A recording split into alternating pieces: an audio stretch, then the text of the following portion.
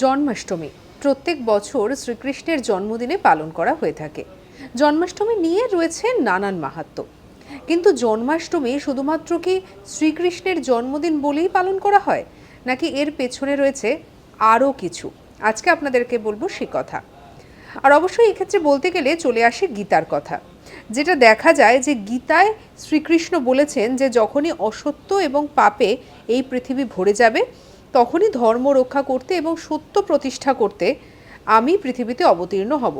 অর্থাৎ শ্রীকৃষ্ণের যে জন্মদিনের যে দিনটা বা জন্ম যে তিথিটা, যেটা জন্মাষ্টমী বলে পালন করা হয়, এটা কিন্তু শুধুমাত্র শ্রীকৃষ্ণের জন্মদিন বলে নয় বা জন্মতিথি বলে নয়, এর পেছনে রয়েছে এই সত্য অসত্য, ধর্ম অধর্মের একটা লড়াই।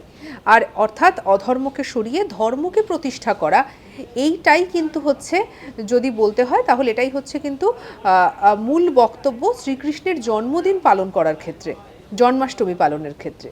সঙ্গে রাখুন আজ তাক বাংলাকে, সাবস্ক্রাইব করতে ভুলবেন না।